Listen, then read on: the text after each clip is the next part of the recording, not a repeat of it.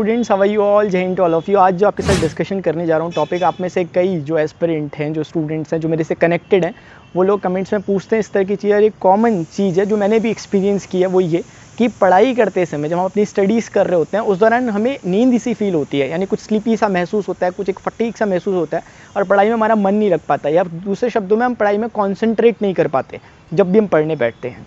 ठीक है, तो इसके रिगार्डिंग मैं कुछ बातचीत करने जा रहा हूँ। सबसे पहले मैं ये डिस्कस करूँगा कि इसके कारण क्या हो सकते हैं, क्या रीज़न इसके पीछे हो सकते हैं, क्योंकि हर चीज़ के पीछे कुछ ना कुछ एक स्पेसिफिक रीजंस होते हैं। फिर उसको क्योर करने के लिए कुछ पैटर्न्स को हम फॉलो कर सकते हैं, कुछ ट्रिक्स को हम फॉलो कर सकते हैं, वो हम यहाँ पर डिस्कस करेंगे। तो शुरू करते हैं सबसे पहले इसके कारण से। देखिए, सबसे पहला इसका कारण ये हो सकता है कि आपकी जो नींद है वो प्रॉपर ना हो, यानी कि आप जो लास्ट नाइट, जैसे आज अगर आप सुबह 9 बजे 10 बजे पढ़ने बैठे, तो हो सकता है जो लास्ट नाइट आपकी रही हो उसमें आपने प्रॉपर अपनी स्टडीज़ के द्वारा या फिर किसी और कारण से आपने अपनी रात की जो नींद है वो पूरी नहीं की हो। यानी कुल मिला के आपकी एक दिन में जो 24 घंटे के अंदर लगभग 7 से 8 घंटे की नींद होनी चाहिए, वो आपकी पूरी कंप्लीट ना हुई हो। तो ये इसका सबसे महत्वपूर्ण और इम्पॉर्टेंट कारण है जिसे हम नेग्लेक्ट करते हैं। देखिए, मशीन भी जो होती है ना, उसे भी रेस्ट की ज़रूरत होती है, वो भी 24 घंटे काम नहीं कर सकती। तो हम तो फिर भी इंसान हैं, हमारे बहुत सारे ऐसे कॉम्प्लेक्स सिस्टम हमारे अंदर काम कर रहे होते हैं, हमारे न्यूरॉन्स जो हमारे वर्किंग कर रहे होते हैं, हमारे माइंड से जुड़े हुए होते हैं, वो सबको भी एक प्रॉपर टाइम चाहिए अपनी एनर्जी को दोबारा से रिस्टोर करने के लिए, और इसी के लिए हमें नींद की ज़रूरत होती है। तो सबसे पहले तो आप ये फिगर आउट करें कि क्या आप 7 से 8 घंटे की नींद प्रॉपर अपनी ले रहे हो कि नहीं ले रहे। अब दूसरी बात, कई स्टूडेंट कहते हैं कि यार हम ना प्रॉपर सोते हैं, 8-10 घंटे हम सोते हैं, 7-8 घंटे जितना होना चाहिए उतना सोते हैं, उसके बावजूद भी हम फील करते हैं कि कुछ स्लीपी सा, कुछ एक फटीग सा महसूस करते हैं, कॉन्सेंट्रेट नहीं हो पाता, ये सब बातें। तो उसके पीछे कारण ये हो सकता है कि आप जो नींद ले रहे हो वो एक क्वालिटी स्लीप आप नहीं ले पा रहे होगे। अब इसका कारण क्या हो सकता है, या क्वालिटी स्लीप का क्या मतलब है? देखो, क्वालिटी स्लीप यानी कि एक साउंड स्लीप, यानी कि ऐसी स्लीप जिसके बाद जब आप उठते हो तो आप थोड़ा रिफ्रेशमेंट सा आप पे फील होता है। ऐसा नहीं कि यार आप उठे और आपको कुछ फील ही नहीं हो रहा। कई लोग ऐसे हैं जो 5 घंटे या 6 घंटे की नींद लेने के बाद भी काफ़ी रिफ्रेश फील करते हैं। तो उसके पीछे का कारण मैं आपको थोड़ा सा बताने की कोशिश करता हूँ। देखिए, इसके पीछे काम करती है अपनी बॉडी क्लॉक। जैसे आपने कभी फील किया होगा कि यार सुबह ब्रेकफास्ट का जब आपका टाइम होता है, अब सबका टाइम अलग अलग होता है। मान लेते हैं एक बारी के लिए कि आप ना 9 बजे ब्रेकफास्ट करते हो, अपना एक बारी के लिए समझ लेते हैं, तो आप देखोगे कि सुबह 9 बजते बजते ना आपको भूख सी लगने लग जाएगी तेज़ी से। और एक मज़ेदार बात आपको मैं बताऊं कि अगर आपने उस 9 बजे के टाइम को कैसे भी करके टाल दिया या प्रोक्रेस्टिनेट कर दिया, या आप उस समय नाश्ता नहीं कर पाए अपना, 10 बजे तक कायदा ये कहता है कि भूख और बढ़ जानी चाहिए, लेकिन ऐसा होगा नहीं। अब आपकी भूख लगभग ख़त्म हो जाएगी। यानी कि बॉडी का अपना एक क्लॉक है, बॉडी का अपना एक टाइम। अगर आपके पास घड़ी ना भी होती तो घड़ी का अपना एक टाइम है, बॉडी का अपना एक टाइम है, जिससे वो आइडिया देती है आपको कि कब आपको खाना है, कब आपको सोना है। तो उसी तरह से लंच का टाइम, डिनर का टाइम कहीं ना कहीं हमारी बॉडी ने सेट कर लिया। अगर आपको लंच टाइम आपका 2 बजे का, 3 बजे का, 2 बजे का मान लेते हैं, तो 2 बजे अगर आप लंच नहीं कर रहे हो ना, तो इसका मतलब ये नहीं कि 3-4 बजे आपकी भूख और बढ़ेगी। अब बढ़ेगी नहीं हो, उसका जो टाइम था वो खत्म। अब फिर अगली भूख आपको रात में लगेगी जो लगनी है।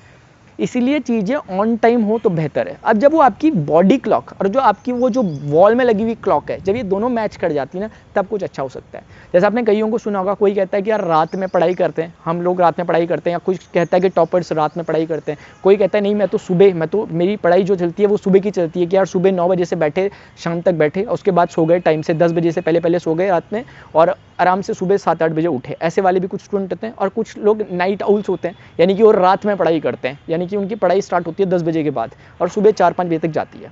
तो it totally depends on your body clock. आपकी बॉडी क्लॉक क्या आपको परमिट कर रही है, उस पर डिपेंड करता है। तो इसको आपको समझना होगा।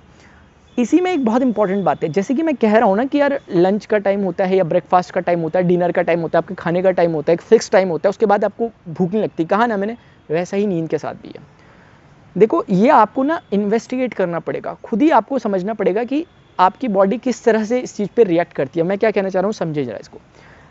आपको पता है, अगर ना कभी आप ना 11 बजे या 12 बजे भी सो रहे हो रात में, फिर भी बहुत से ऐसे लोग होते हैं जो 4 बजे आराम से उठ जाते हैं, और उनको ऐसा फील नहीं होता कि यार उनकी नींद पूरी नहीं हुई। उनको लगता है उनकी नींद प्रॉपर पूरी हुई है, क्योंकि उन्होंने पर्टिकुलर एक टाइम जोन को पता कर लिया उनकी बॉडी ने। हो सकता है उन्होंने अनकॉन्शियसली ऐसा किया हो, जानबूझकर ना किया हो, लेकिन ऐसा हो गया है कि उनकी बॉडी ने एक प्रॉपर वो टाइम डिटेक्ट कर लिया है जो उनके लिए साउंड स्लीप देता है, जो उनको क्वालिटी स्लीप देता है उस समय। अगर हम बेतरतीब तरीके से सो रहे हैं, अब उसमें होता क्या है कि आप ना अपनी बॉडी को एक बार फ्री रखो, मतलब उसे टेंशन मत दो। टेंशन मतलब इस तरह का तनाव मत दो कि यार मुझे इतने ही बजे उठना है या इतने ही बजे जागना है। इस तरह के जब हम रेस्ट्रिक्शन चीज़ों को देते हैं तो चीज़ें डिस्टर्ब हो जाती हैं, वो डिसऑर्डर हो जाती है। इसीलिए अच्छा क्या रहेगा कि हम एक बार खुद को ऑब्जर्व करें, खुद में ऑब्जर्व करें कि यार हमें किस समय नींद आ रही है, जिस समय आ रही है उस समय सो जाओ। अब दिक्कत ही होती है ना कि मान लिया हमें दिन में नींद आ रही है तो कोई बात नहीं, सो जाना चाहिए हमें। दिन में नींद आ रही है सो जाओ, क्योंकि जब आप जगोगे तो आपकी नींद पूरी हो चुकी होगी। अब आपके पास कुछ प्रोडक्टिव करने का टाइम होगा, क्रिएटिविटी डेवलप हो सकेगी, क्योंकि अब आप रिफ्रेश हो, अब न्यूरॉन्स प्रॉपर अपना वर्क कर सकेंगे। इनकी बहुत बड़ी भूमिका होती है, ध्यान रखना। कई बार क्या होता है, कोई टॉपिक हम पढ़ने जाते हैं, हमें समझ नहीं आता, इसलिए मैं कहता हूँ हमेशा कि कोई ऐसा टॉपिक जो फ्रेश टॉपिक है, जो नया टॉपिक है, जो आपको डिफिकल्टी होती है पढ़ने में, उसको सोने के तुरंत बाद जब आप उठते हो ना, उसके बाद पढ़ा करो। अब ये मैं नहीं कह रहा कि आप सुबह उठते हो, रात में उठते हो, क्या करते हो, लेकिन जब भी आपका दिमाग बिल्कुल फ्रेश होता है, उसके बाद अगर आप उस टॉपिक को पढ़ोगे, वो शुरुआती 2-3 घंटे बहुत ज़्यादा प्रोडक्टिव होते हैं, बहुत ज़्यादा। पूरे दिन भर का जितना टाइम होता है, और ये बराबर के 2-3 घंटे नींद के बाद के जस्ट बहुत इंपॉर्टेंट होते हैं।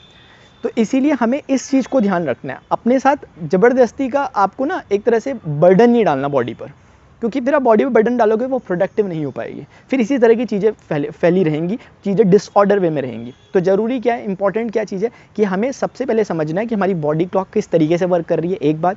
दूसरी बात हमें समझना है कि हमारी जो नींद का समय है उसे डिटेक्ट करना है कि किस समय हमें नींद आ रही है प्रॉपर, यानी कि ऐसी नींद जो बिल्कुल एकदम साउंड स्लीप हो, ऐसी नींद कब आ रही है, और जितने आ रही है सोने दे फ्रीली। आप यकीन मानिए कि अगर आप ना अपने आप को कॉन्शियसली इस बात को बता दोगे कि मुझे कल इतने बजे उठना है, जैसे आपने अपने डिफाइन कर लिया कि 6 बजे उठना है, 5 बजे उठना है, और आप प्रॉपर नींद भी ले रहे हो, सब कुछ कर रहे हो, तो ना बिना अलार्म के आपकी नींद खुलेगी। अब इसके पीछे एक लास्ट और एक इम्पॉर्टेंट बात आती है, क्योंकि आपने कभी देखा होगा कि बचपन में या फिर अभी भी जब आपके दोस्त वगैरह खेलने के लिए बुलाते होंगे आपको, सुबह क्रिकेट खेलना है 6 बजे या 5 बजे, वो आवाज़ मारते होंगे, आप उठ जाते होंगे। आपको पता है जब वो आवाज़ पड़ती है आपके कानों में ना, जब आप सोए रहते हो, उसी बहुत थोड़े से टाइम में हमारा दिमाग जज कर लेता है कि कितना वर्थ इट है उठना या ना उठना। जैसे कि अगर मान लिया आपको पता है कि मेरे दोस्त ने बाहर से आवाज़ मारी, तो आपके दिमाग में पूरा लास्ट नाइट गुजर जाएगी, आपके दिमाग में से लास्ट नाइट एकदम फ्लैशबैक हो जाएगा कि यार मुझे क्रिकेट खेलने जाना है, या फिर ऐसा काम जो कि आपको थोड़ा सा अच्छा फील कराता है, तो आप तुरंत से उठ जाओगे, क्योंकि उस समय आपको वैल्यूएबल लगेगा वो काम उठना।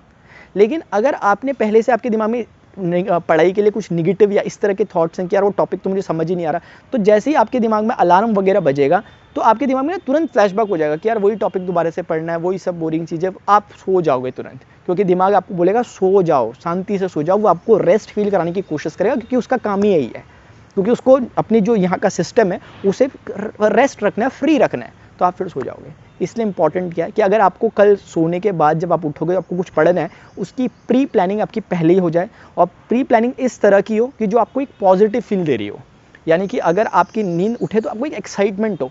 इवन अगर आप सोने जा रहे हो तो आपको इस चीज़ का एक्साइटमेंट होना चाहिए कि मैं जगूँ कब, मैं उठूँ कब।